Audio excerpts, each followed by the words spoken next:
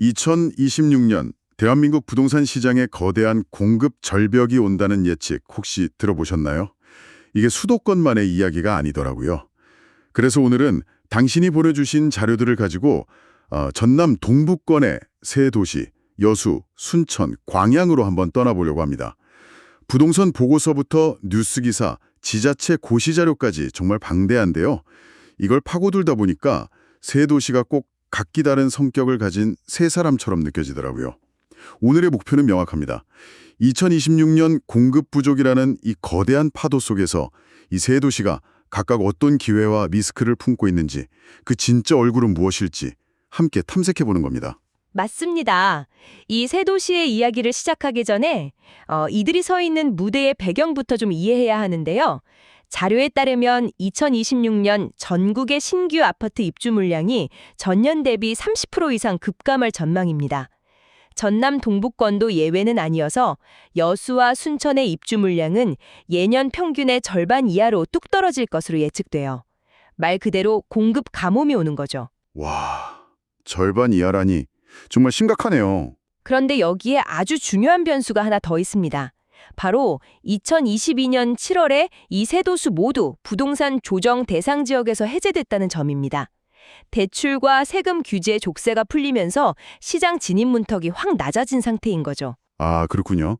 공급 가뭄이랑 규제 해제, 이 두 가지가 만나는 거네요. 네, 이 두 가지 거대한 흐름이 이 세 도시의 운명을 어떻게 바꿀지 지켜보는 게 이번 분석의 핵심입니다. 좋습니다. 그럼 첫 번째 도시 여수부터 한번 만나보죠. 연간 1,000만 관광객이 찾는 화려한 해양 관광도시, 또 거대한 국가산업단지를 품은 곳. 자료만 보면 정말 매력적인 도시인데 그 이면에는 지금 엄청난 갈등이 들끓고 있더라고요. 바로 생활형 숙박시설, 줄여서 생숙 문제예요. 네, 특히 여수의 강남이라 불리는 웅천지구가 그 갈등의 진원지입니다. 멋진 바다 전망 때문에 많은 분들이 투자를 했는데 이게 법적으로 생숙은 주택이 아니라 숙박시설이거든요. 그렇죠? 이걸 주거용 오피스텔로 용도를 바꾸거나 아니면 정식으로 숙박업 등록을 해야 하는데 그걸 안 하면 매년 공시가격의 10%에 달하는 이행강제금 폭탄을 맞게 되는 상황에 처한 겁니다. 잠깐만요. 공시가격의 10%요? 네. 아니, 수억 원짜리 시설이라면 매년 수천만 원을 그냥 벌금으로 내야 한다는 거잖아요. 애초에 왜 이런 상황이 벌어진 거죠? 그냥 용도 변경을 하면 되는 것 아닌가요? 바로 그 지점이 문제의 핵심입니다. 그 용도 변경의 가장 큰 걸림돌이 주차장 조례 때문인데요. 2021년에 여수시가 오피스텔 주차 기준을 70제곱미터당 1대에서 57제곱미터당 1대로 갑자기 강화해버렸습니다. 57제곱미터당 1대요? 네. 이게 얼마나 엄격한 기준이냐면 서울시 기준이 65제곱미터당 1대거든요. 와, 서울보다도요? 그건 좀 이해가 안 되네요. 웅천자의 더 스위트나 포레나 디 아일랜드 같은 곳들은 자료를 보니까 이미 가구당 1.4대 이상의 주차 공간을 확보했던데 그래도 부족하다는 건가요? 부족하죠. 그 새로운 기준을 맞추려면 수백 개의 주차면을 추가로 만들어내야만 용도 변경이 가능한 겁니다. 보내주신 자료 중에 저녁 8시인데도 주차장이 텅 비어있는 사진이 있었잖아요. 그게 현실을 보여주는 거죠. 아, 봤어요. 정말 퉁 비었더라고요. 입주민들은 시행사에 죽어가는 광고만 믿고 들어왔는데 이게 무슨 날벼락이냐면서 아파트 주차난을 핑계로 오피스텔 구장을 강화한 건 명백한 소급 적용이다. 이렇게 반발하고 있습니다. 심지어 자발적으로 기금을 모아서 주차장을 짓겠다고까지 나선 상황입니다. 입주민들 입주니 수는 정말 절박하겠네요. 하지만 시청이나 다른 시민들 입장은 또 다를 것 같아요. 물론입니다. 특혜를 요구하지 말라. 투기꾼의 투자 실패는 본인이 책임져야 한다는 반대 여론도 팽팽합니다. 이미 웅천지구는 교통체증이나 기반시설 부족 문제가 심각한데 여기서 주거 인구가 더 늘어나면 주거 환경이 악화될 거라는 우려죠. 양쪽 다 일리가 있네요. 네. 여기서 한 시의원의 지적이 아주 뼈아픈데요. 이 사태를 두고 원칙 없이 이해관계에 따라 도시계획을 변경해온 여수시가 낳은 예견된 인재라고 꼬집었습니다. 처음부터 단추를 잘못 꿰었다는 비판인 거죠. 와, 이건 정말 뜨거운 감자네요. 꿈에 그리던 오션뷰가 악몽이 될 수도 있는 상황이라니 이렇게 기존 도심의 리스크가 크다면 당연히 시장의 관심은 새로운 땅으로 향할 수밖에 없겠어요. 정확합니다. 그래서 소재지구와 중림지구가 주목받는 겁니다. 소재지구는 여수시가 직접 개발하는 공영개발 사업인데요. 소호동 바닷가 근처 41만 8천 제곱미터 부지에 약 3,140세대가 들어서는 뭐랄까 미니 신도시급입니다. 3,000세대 이상이면 정말 크네요. 그렇죠.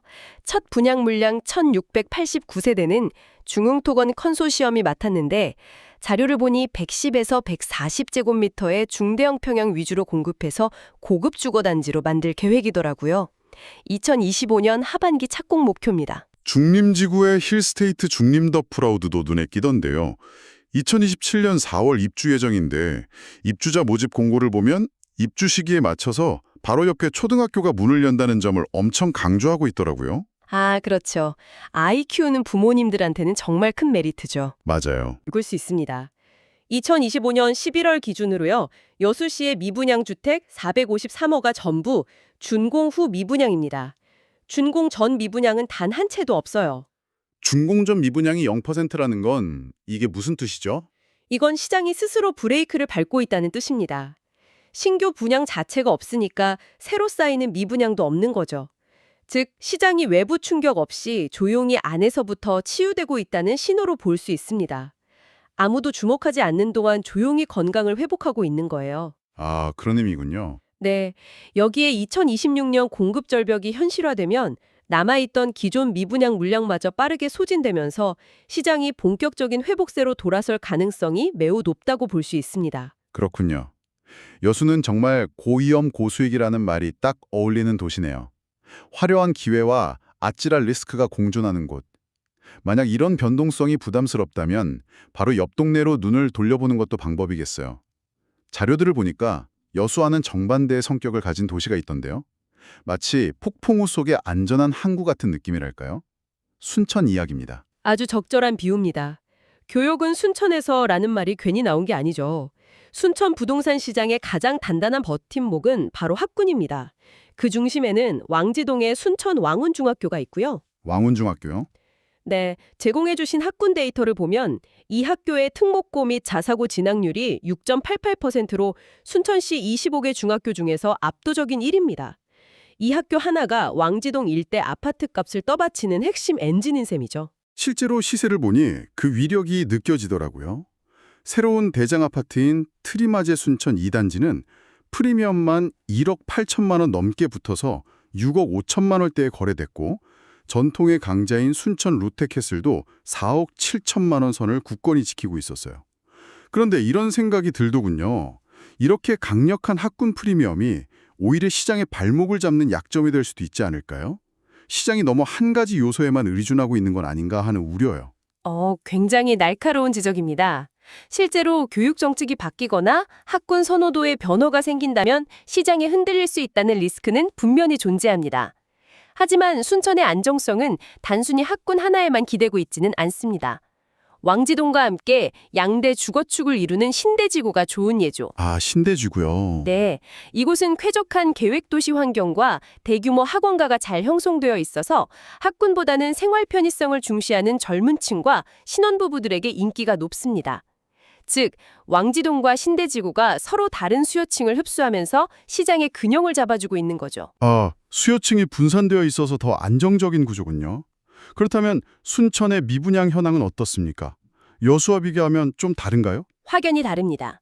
2025년 하반기 기준 순천의 미분양은 600호 중반대로 꾸준히 감소하는 추세고요. 더 중요한 건 준공 후 미분양, 즉 악성 미분양의 비율이 약 23% 수준으로 100%였던 여수보다 훨씬 건강하다는 겁니다. 아, 그렇군요. 이건 신규 분양단지들이 꾸준히 계약되면서 시장이 정상적으로 작동하고 있다는 의미입니다. 2020년 공급 절벽이 닥치면 순천에 잘 지어진 신축 아파트들은 그 시소성이 더욱 빛을 발하게 될 겁니다. 알겠습니다. 고위험 고수익의 여수, 그리고 안정적인 가치의 순천. 캐릭터가 정말 명확하네요. 그럼 마지막 도시로 넘어가 보죠. 자료를 보면서 가장 역동적이라고 느꼈던 곳, 바로 광양입니다. 마치 발사를 앞두고 연료를 가득 채우고 있는 로켓 같았어요. 이 표현이 과한가요? 아니요. 전혀 과하지 않습니다. 광양은 지금 도시의 DNA 자체가 바뀌는 대전환기를 맞고 있습니다. 전통적인 철강 도시에서 글로벌 2차 전지 소재 메카로 변신하고 있거든요. 그 심장부가 바로 광양망권 경제자유구역 GFEG인데 지난 20년간 누적 투자액이 무려 25조 8천억 원에 달합니다. 25조요? 정말 엄청난 금액이네요. 그런데 이런 대규모 산업 투자가 항상 부동산 시장의 성공으로 이어지는 건 아니잖아요. 과거에도 산업단지만 덩그러니 있고 배후 주거지 개발은 지지부진했던 사례들이 있었고요. 광양은 뭔가 다른가요? 바로 그 점을 주목해야 합니다. 광양의 투자는 그냥 숫자로 끝나는 게 아니라 실제적인 주택 수요로 이어질 고리가 명확하다는 게 다릅니다. 최근에 포스코 퓨처엠이 1조 2천억 원, 포스코 필바라 리튬 솔루션이 3천억 원을 투자하는 등 2차 전지 핵심 기업들의 투자가 주르리였죠. 네. 이건 곧 양질의 일자리가 폭발적으로 늘어나는 확실한 신호입니다. 그리고 이 새로운 인력들을 수용할 주거단지로 성황 도이지구가 이미 준비되고 있습니다. 아, 산업단지와 주거단지 개발이 톱니바퀴처럼 딱 맞물려 돌아가고 있다는 거군요. 맞습니다. 성황 도이지구는 8천여 명을 수용하는 대규모 택지주구로 아파트뿐만 아니라 유치원, 중학교, 공원 같은 기반 시설까지 함께 조성됩니다. 직장과 집, 그리고 생활 인프라가 완벽하게 결합된 직주 근접 도시가 만들어지는 거죠. 그런데 광양의 로켓은 여기서 멈추지 않습니다. 엔진이 하나 더 있어요. 엔진이 또 있다고요? 네, 바로 관광입니다. 관광이요? 철관과 2차 전지 도시에서 관광은 좀 의외인데요? 그게 바로 광양의 노림수입니다. 구봉산 일대에 3,700억 원의 민간 자본을 투입해서 27골 규모의 골프장과 220실 규모의 리조트를 갖춘 체류형 관광단지를 조성하고 있습니다. 와, 2025년 10월에 착공해서 2030년부터 운영하는 것이 목표인데요. 이건 단순히 관광객을 유치하겠다는 걸 넘어서 일만 하는 도시라는 이미지를 벗고 머물고 즐기는 도시로 도시의 브랜드를 완전히 바꾸겠다는 선언과도 같습니다. 장기적으로 도시 전체의 자산 가치를 끌어올릴 중요한 모멘텀이 될 수 있죠. 그렇군요. 하지만 이 역시 리스크는 있겠죠. 2차 전지 산업이라는 단일 산업에 대한 의존도가 너무 높아지는 건 아닌지, 또 관광단지 개발이 계획대로 성공할 수 있을지 하는 우려도 있을 것 같은데요. 물론입니다. 글로벌 2차 전지 시장은 경쟁이 치열하고 변동성도 큽니다. 만약 시장의 침체기에 빠진다면 광양 경제가 직격탄을 맞을 수 있다는 위험은 항상 존재하죠.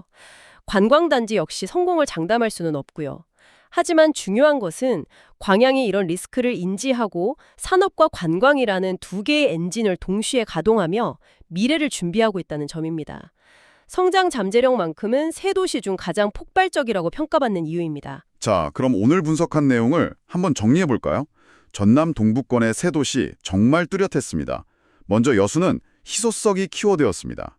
바다 조망과 신축 브랜드 아파트라는 강력한 무기를 가진 소재, 중림지구의 미래가 기대되지만 동시에 웅천지구 생숙 문제라는 아슬아슬한 리스크를 안고 있는 고위험 고수익의 도시였고요. 다음으로 순천은 안정성이 돋보였죠. 강력한 교육 프리미엄이 시장의 하방을 단단히 받쳐주는 변동성이 적은 투자를 선호하는 사람들에게 매력적인 안전 항구 같은 곳이었습니다. 마지막으로 광양은 성장성의 모든 것을 건 모습이었습니다. 2차 전지 산업으로의 성공적인 전환과 구봉산 관광단지 개발이라는 두 개의 엔진을 단 미래 가치가 기대되는 상승 로켓과도 같았죠. 맞습니다. 그리고 이 세 도시의 서로 다른 특징들은 2026년에 공급 절벽이라는 거대한 흐름과 만났을 때 그 효과가 극대화될 거라는 점을 기억해야 합니다. 단순히 미분양 숫자만 보는 것이 아니라 오늘 우리가 살펴본 것처럼 각 도시를 움직이는 근본적인 동력, 즉 산업구조, 교육환경, 개발 계획의 본질을 파악하는 것이 중요합니다. 오늘 우리는 아파트, 산업단지, 학군을 중심으로 세 도시를 각각 깊이 들여다봤습니다. 그런데 마지막으로 이런 질문을 던져보고 싶네요. 최근 자료들에서도 언급되었듯이 광주 전남 행정통합 논의가 다시 수면 위로 떠오르고 있습니다. 만약 이 세 도시가 하나의 거대한 광역생활권으로 묶인다면 오늘 우리가 이야기한 각 도시의 부동산 가치와 역할은 장기적으로 어떻게 재편될까요? 이것이 오늘 우리가 함께 탐색한 자료들 너머에 있는 당신이 앞으로 계속 주목해야 할 또 다른 거대한 변수가 될지도 모릅니다.